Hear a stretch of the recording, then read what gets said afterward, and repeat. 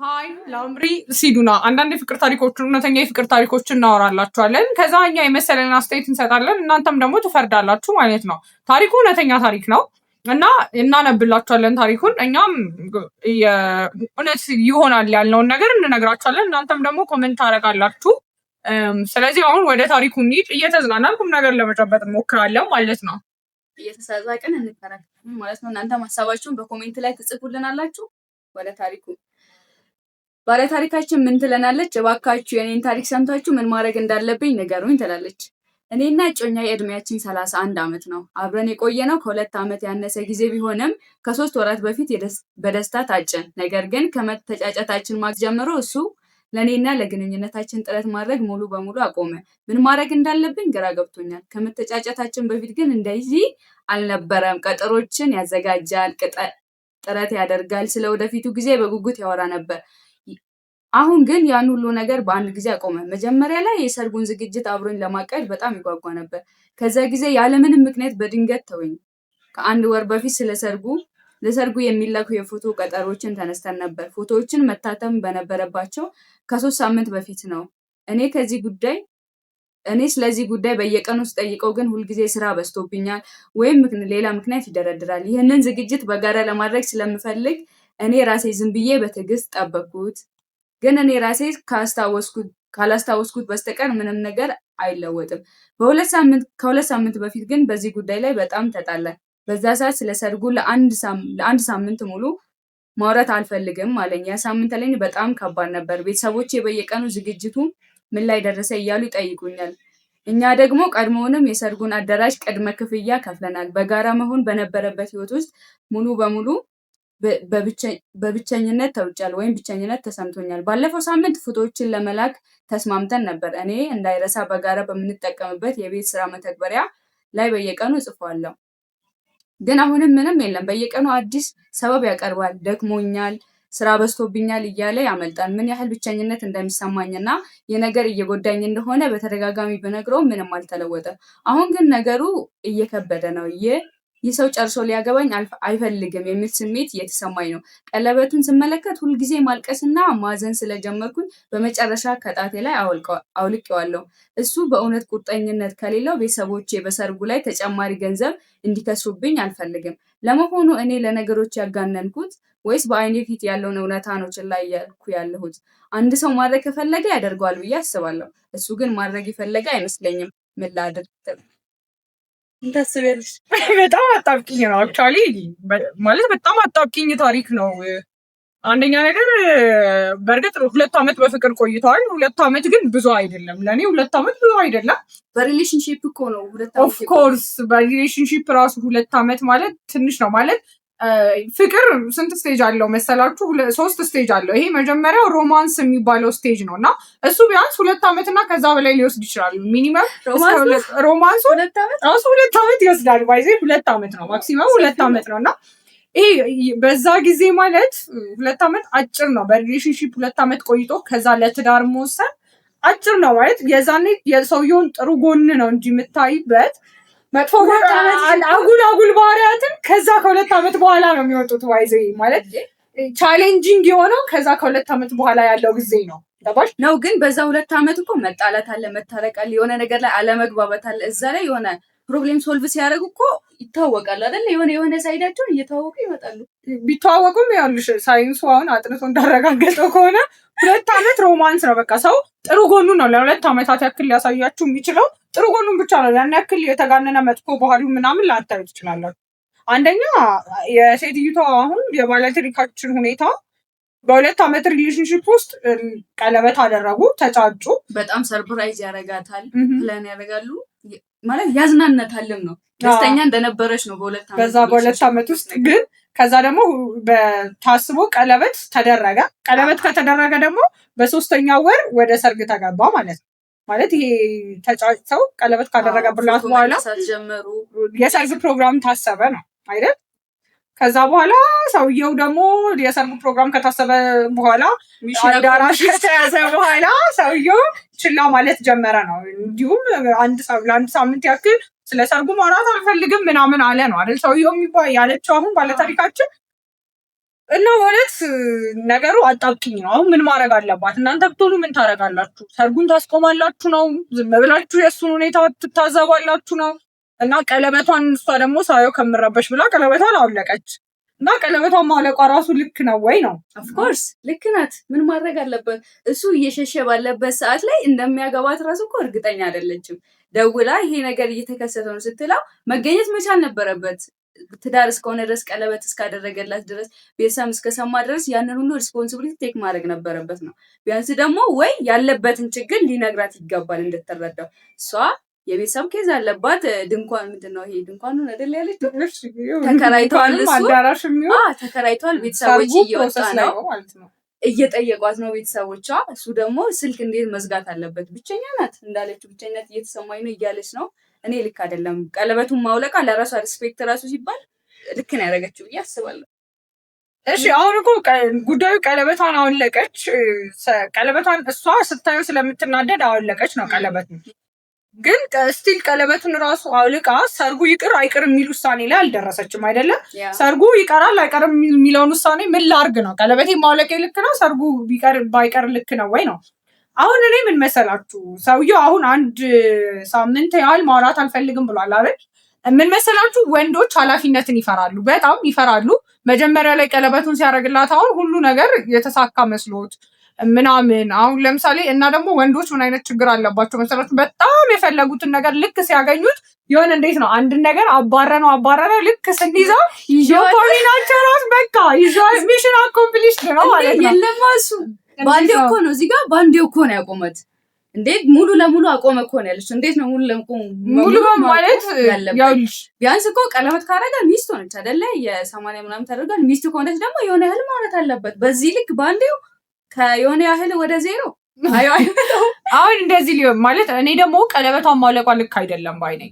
ምክንያቱም አሁን ይህ ሰውዬ ማለት ነው እሱ በጭንቅላቱ በጣም እየጦዘ ነው የሚሆነው። ምን እያሰበ እንደሆነ አናውቅም፣ ወይም ለማቆምም ሁላ እያሰበ ሊሆን ይችላል። ግን ምን መሰላችሁ አሁን እንትን ነው ቀለበቱን እላዋ ላይ በማያይ ሰዓት ምን ይሰማው መሰላችሁ? እሱ ሌላ ችግርን ቢመጣ ወደፊት እንደዚህ ሌላ ችግርን ቢመጣ ጥላይ ነው የምትሄደው። እቺ ሴት ያስታውስ ይችላል እኮ ቀለበቱን እሷ እኮ ፐርፐዚ ነው እሱ እንዲያይ ፐርፐዚ ነው ያወለቀችው እና አይቷል። እየደበራትን ስለሆነ እየከፋት ነው እና ፐርፐዚ ነው ስታይ ይከፋታል ነው። አዎ ቀለበቱን ስታይ ይከፋታል እና ፐርፐዚ ነው ያወለቀችው። ያያል ቀለበቱን ያያል። ግን ምን መሰላችሁ ማለት ቀለበቱን እንዳወለቀች ሲያይ ራሱ እቺ ሴትዮ የሆነ ችግር ቢገጥመን ምን ያክል ነው ትዳራችን ላይ ችግሩን መቋቋም የምትችለው? እሱም እኮ መቋቋም አይችልም ሲሉ ያልሽ ወንዶች ምን መሰለሽ ወንዶች አንድ አይደለንም። ባይዘ ወንዶች ጊዜ ይፈልጋሉ፣ ስፔስ ይፈልጋሉ። 1 ሳምንት ስጭኝ ላስብ ካለ መስጠት ነው። ያቺን 1 ሳምንት እጇ ላይ ቀለበቱን እንደምንም ህመምን መቻል አለብሽ። አይሆን ወደ ትዳር ሊገባ ነው አይደለም? ያስፈራል እኮ ሁኔታው ያስፈራል። አይ ነው ግን ሪስክ ቴከር መሆን አለባችሁ። ትዳር ላይ ስትገቡ ሪስኩን ወስዳችሁ ነው። ግን ቢያንስ ያቺን ሳምንት ያክል ታግሳ ቀለበቷ እጇ ላይ ሆኖ ከዛ በኋላ የሚመጣውን ነገር ማየት ነው። ምክንያቱም ያ ሰውዬ አሁን ቀለበቷን ከእጇ ላይ ራሱ እንዳወለቀች ሲያይ ኦኬ ችግርን ቢመጣ እንዲህ ነው የምትሸሸው። ከዚህ የባሰ ችግር ትዳር ላይ መምጣት አይቀርምና በዛው እንዳይቀርም ሳይሆን በቃ ችግር ሲመጣ ሴትዮ ትሸሻለች ብሎም ሊያስብ ይችላል። እና ወንዶች ደግሞ እንዳልኩሽ ነው በጣም ትልቅ ኃላፊነት የመውሰድ አይነት ስሜት ከተሰማቸው ይሸሻሉ፣ ሊትራሊ ይሸሻሉ። ግን ያንን ጭንቀታቸውን ምን ሆናችሁ ነው ብለን በግልጽ መጠየቅ አለብን። ከዛ ደግሞ ቢያንስ ማለት ነው በየቀኑ ስለ ሰርጉ ማውራት ማቆም መቻል አለባችሁ እኮ። ጊዜ ሰጥተዋለች፣ እየታገስኩትም ነው፣ ጠይቄዋለሁ። እኔ እኮ ብቸኝነት እየተሰማኝ ለምንድን እንደዚህ እያደረክ ያለሁም ብለዋለች። ግን እሱ ምንም ሊለወጥ አልቻለም። ብዙ ስራዎችን ደግሞ ሊስቱ ላይ ታስቀምጥለታለች አብረው እንዲሰሩ የሰርጉን ማለት ነው። የሰርጉን ባይሆን ጥሩ ነው ባይነኝ። ልክ አሁን በጊዜ የተሰራች ጊዜ ስፔስ ይፈልጋል በጣም ግን እየታገሰችው ነው አትሊስት እሷ ማለት ነው። ምንም ነገር ጊዜው ማለትም በ3 ወር ውስጥ ነው ሰርጉ የታሰበው አይደል? ልክ ደግሞ ሰርጉ እየተቃረበ ሲመጣ በጣም ነገሮች ስለ ሰርጉ መደገስ ራሱ በጣም ኃላፊነት እየወሰድሽ ተጨርሽ እያንዳንዱ ነገር። አሁን ሴት ልጅ ትቋቋማለች። ሴት ልጅ የሰርጉን ፎቶ እሷ ራሷ ጠይቃው ችላ እያላት ራሷ እሺ ካመጣችሁ ሌላውን ፕሮግራም እየተዘጋጀ ከሆነ እሱ በዚህ ማር ከሌለ ማለት ምን እያደረገች ነው እሷ?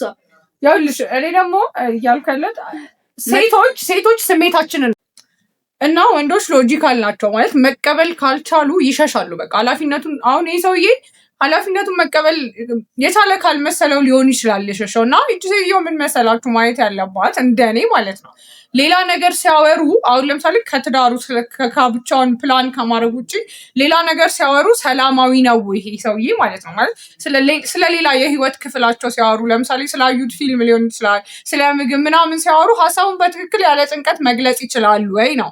እንዲህ ከሆነ ትዳሩ ነው እንጂ እያስጨነቀው ያለው ከእሷ ጋር በግልጽ ሌላ ነገሮችን መወያየት ከቻለ ችግሩ ከእሷ ሳይሆን ከሱ ነው። ማለት ከእሷ ሳይሆን ጠልቷት ሳይሆን ከትዳሩ ከጋብቻው ከሰርጉ ከወከባው ኃላፊነትን መሸከም አለመቻሉ ግርግሩ ሊሆን ይችላል ያስጨነቀው፣ የቤተሰቧ ጫና ምናምን ሊሆን ይችላል ያስጨነቀው። እና እስቲ እሱ ምን አይነት አሁንም ይንከባከባታል ወይ ነው ማለት። ስለ ትዳሩ እርግፍ አድርጋ ማሰብ አቁማ ለተወሰነ ጊዜ ለአንድ ሳምንት ያቺን አንድ ሳምንት እሷ ስለ ትዳሩ ማሰቡን አቁማ ስፔስ ልሰጠው ነው የሚገባው ብዬ አምናለሁ። ማለት ይንከባከባታል አይሁንም። እንግዲህ እንዳልኳችሁ የፍቅር ተቃራኒው ጥላቻ አይደለም፣ ባይዘ ግዴለሽነት ነው። ግን አሁን ያን አንድ ሳምንት ሰጥታው ሙሉ በሙሉ ስለሷ ግዴለሽ የሚሆን ከሆነ ምንም እሷን እንደ በፊቱ ትሪት ላያረጋት ከቻለ አሁን እሱ ሪስክ ነው ማለት በቃ ይቺ ሴትዮ መወሰን የምችልበት ደረጃ ላይ ደርሳለች ነው። ግን ይሄ ነገር የምር ጥላቻ ነው ወይስ የጋብቻው ግርግር ጫና ነው እሱን እንደዚህ እያደረገ ያለው ብላ ማሰብ አለባት። ምክንያቱም ይሄ ተፈጥሯችን ራሱ መጀመሪያ በጣም ፈልገነው ልክ ስናገኘው ዶፓሚናችን ሀይ ሆኖ ልክ ነገሩን ስናገኘው ዶፓሚናችን መሬት ሲወርድ ባዶነት ነው የሚሰማን። የዛኔ ኦክሲቶሲን የሚባል ሆርሞን ይመነጫል በሰውነታችን ውስጥ እና ሪዚስት ማድረግ መቻል፣ ያንን ታይም ሪዚስት ለማድረግ ወንዶች ይሸሻሉ። በቃ በመሸሽ ዝም በማለት ነው ከነገሩ ለማምለጥ የሚሞክሩት ያንን ሰዓት ማለት ነው። እና ጊዜ ብሰጠው ያቺን አንድ ሳምንት አብረው እንዲያሳልፉ ምንም አይነት የጋብቻ ነገር ሳይነሳ አብረው አሳልፈው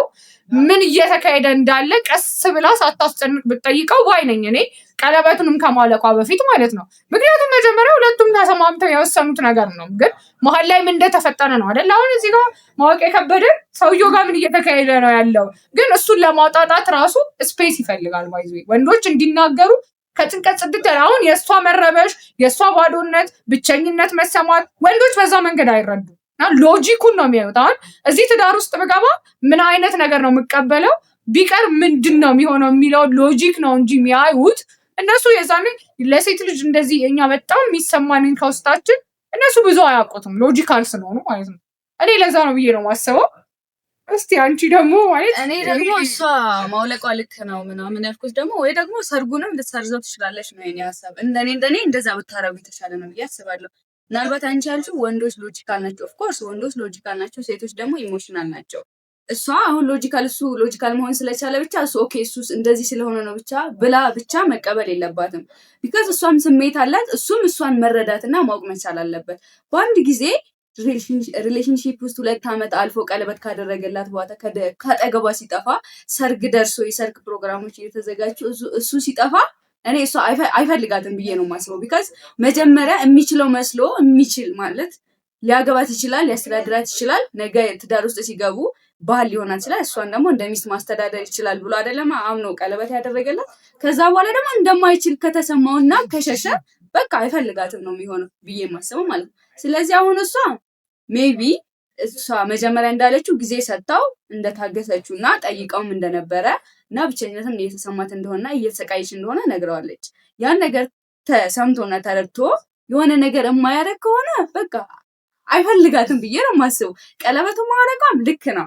ሁለተኛ ደግሞ የቤተሰብ ጉዳይ አለ። ይሄ ቤተሰብ ደግሞ ለሰርጓ ተብሎ ብዙ ነገር እየሰራ ነው፣ ብር እያወጣ ነው። ይሄ በዚህ ዘመን ሰርግ መለገስ በጣም ትልቅ ነገር ነው ይመስለኛል። እና ያን ሁሉ እንዳቆሙ ማስቆም መቻል አለባት። ቤተሰቦቿን እየጠየቋት ነው፣ በመሀል ተጨንቃለች። ለቤተሰቦቿ እንደዚህ ነው የተፈጠረው ነገር ይሄ ነው ብላ መናገር ነው። ከቤተሰቦቿ መነጋገር መቻል አለባት። ሁለተኛ ደግሞ ትጠይቀው የሆነ ሰዓት ሰጥታ በቃ ከመወሰኗን በፊት እሱን ማውራት የሆነ ጊዜ ትስጠውና አሁን እኮ አንድ ሳምንት ማውራት አልፈልግም አለ ማለት የሆነ ለአንድ ሳምንት ማሰብ የሚፈልገው ነገር አለ። ያንን ታግሳ ማለፍ ነው ያቃታት ይቺ ሴት።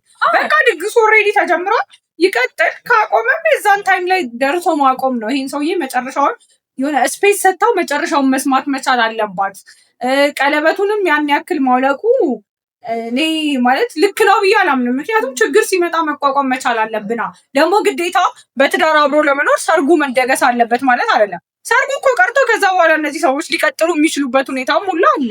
ግን ቀለበቱን ደርሶ ደግሞ ያ ሰውዬ ያለበትን ነገር ሳታቅ ወይ በግልጽ ሳይነግራት ቀለበቷን ደርሳ ማውለቋ እንዴት ነው ሌላ ጊዜስ ከዚህ የባሰ ችግር ቢመጣ አስተዳር ውስጥ ሆነ ብሎ ሊያስብ ይችላል ብዬ አስባለሁ። እና እስከ መጨረሻ ውስን አድርጎ እስከሚጨርሱ ድረስ እኔ ቀለበቱን ባታወልቀው ባይ ነኝ። ሰውየውም መጨረሻውን እስከምትሰማው ማለት ነው። ምክንያቱም እንደነገርኩት ነው። አዎ እሱ ልክ ነሽ እኮ ግን ደግሞ እሱ እስከሸሸ ድረስ ቀለበቱን እንደወለቀ ሆኖ ግን ጊዜ ይሰጠው ለሱ እንዲያስብ ማለት ነው። አንድ ሳምንቱን ካለ የምር በአንድ ሳምንት አስቦ በቃ እቀጥላለሁ ብሎ ወይ ደግሞ አልፈልግም ምናምን ሊልም ይችላል እኮ ይሄ ሰው አይታወቅም። እና ጊዜ ተሰጥቶት አስቦ እስኪመለስ እሷም ለቤተሰቦቿ ተናግራ ቤተሰቦቿ እውነታውን አውቀው ወይ ለእሷም የሆነ ምክር ይሰጧታል ወይ እሱም ደግሞ አናግረው ነገሮችን ማስተካከል የሚቻልበት ሁኔታ ሊፈጠር ይችላል። ስለሆነ ቤተሰቦቿን መናገርና እነሱ እያደረጉ ያሉትን ጥረት ነው ወይ ደግሞ ወጪውን ማስቆም አለባት። እሷ ደግሞ ለእሱ ጊዜ ሰጥታ የመጨረሻም ቢሆን ቢነጋገሩ ሁለቱ ተነጋግረው ቢያስተካክሉት ባይኔ።